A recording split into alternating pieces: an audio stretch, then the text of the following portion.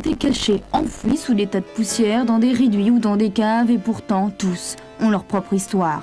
Baroque, inutile, bizarre ou tout simplement insolite, ils méritaient à eux seuls une exposition, un écrin au sein des musées de France, juste pour prouver leur existence.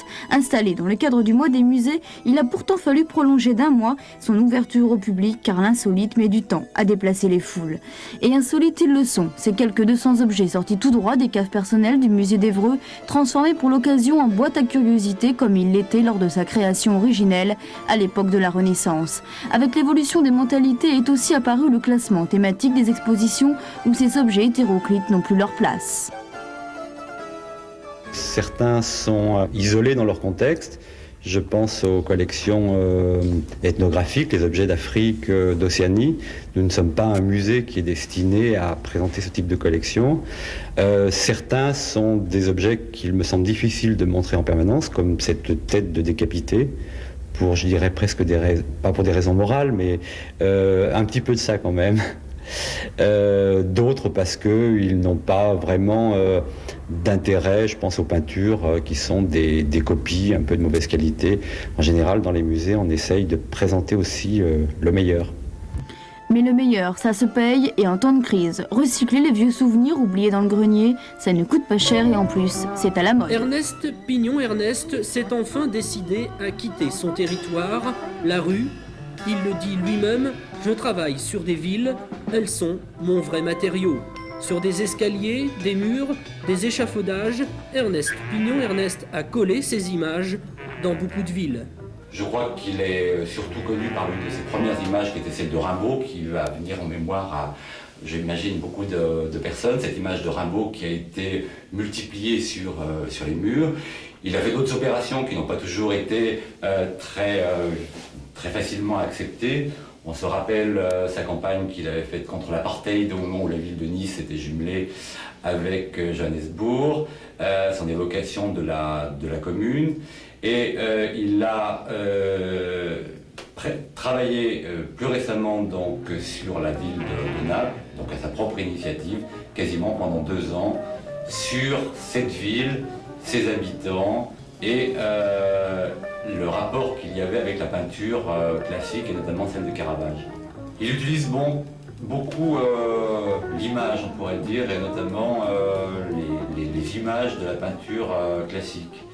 On pourrait croire qu'en fait il reproduit des éléments de certaines peintures. Bon, en réalité, il s'en sert, mais il crée lui aussi des formes et des compositions pour avant tout traiter le sujet qui lui importe. Ernest Pignon-Ernest, une parenthèse intramuros a connu un joli succès. L'exposition se terminera le 16 octobre prochain et l'artiste en personne viendra rencontrer son public le 14 octobre.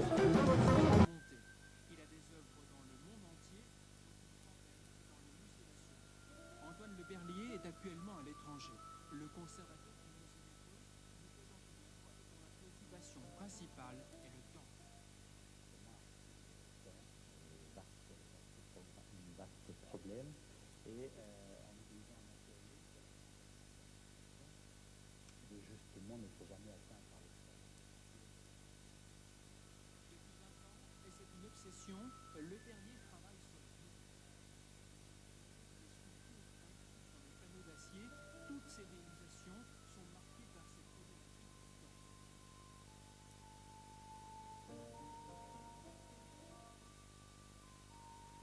Dans la magnifique crypte archéologique, Le Berlier a réalisé une installation avec 2 autres artistes avant lui.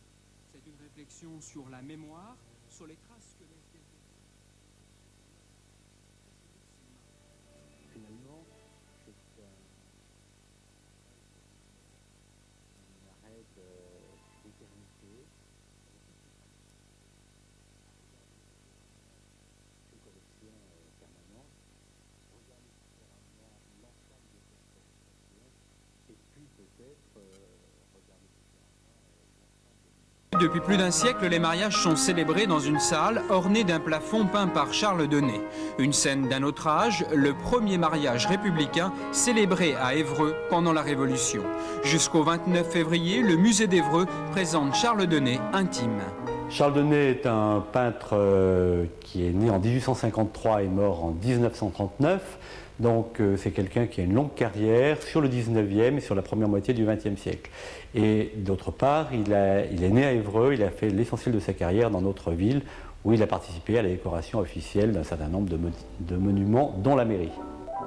Il est le contemporain de Cézanne, Van Gogh ou Toulouse-Lautrec, dont il fut le camarade d'atelier. Mais il n'est pas de cela. Ses préoccupations sont ailleurs. Il ne participe d'ailleurs pas au débat artistique du moment. Charles Denay a mené une carrière très inscrite dans sa ville, dans les préoccupations de son entourage immédiat, et très peu dans la réflexion des mutations brutales de l'art à cette époque.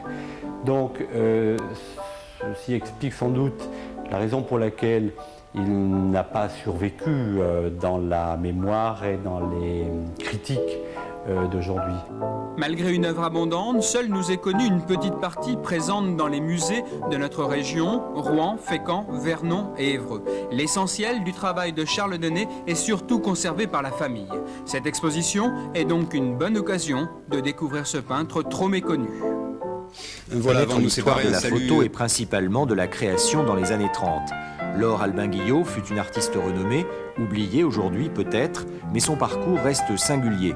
Il a valeur d'exemple par la place qu'elle a occupée.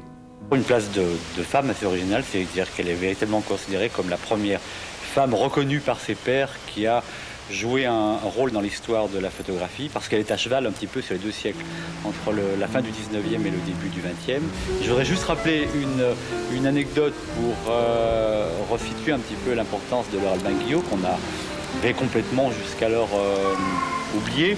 C'est que récemment, en parlant avec la fille de Doisneau, me dit « Je suis très content que vous fassiez une exposition Laure Albin-Guillot, parce que mon père me disait toujours que la première personne à qui il avait montré ses tout premiers clichés, c'était Laure Albin-Guillot. » La photo est une écriture qu'elle mettra au service d'inspirations diverses, comme la publicité ou l'illustration littéraire, sur le thème du narcisse avec Paul Valéry. Il n'y a pas que les écrivains, il n'y a pas que des portraits, il y a une approche qui est très plastique des modèles, que ce soit les nus masculins ou les nus féminins, qu'elle a traité de façon assez originale. Et je crois que d'ailleurs pour l'anecdote, il faut peut-être rappeler qu'au début, elle a pratiqué la photographie véritablement en amateur, parce que son mari avait tout à fait les moyens de l'entretenir. Et puis au moment de la crise de 29, elle a été obligée donc de travailler et de tirer profit de son travail. Et par conséquent, on voit bien dans l'exposition ce qui est parfois un travail alimentaire, de ce qui est véritablement son travail de création. Laure Albin-Guillot ou la volonté d'art, c'est jusqu'à la fin du mois de septembre au musée d'Évreux.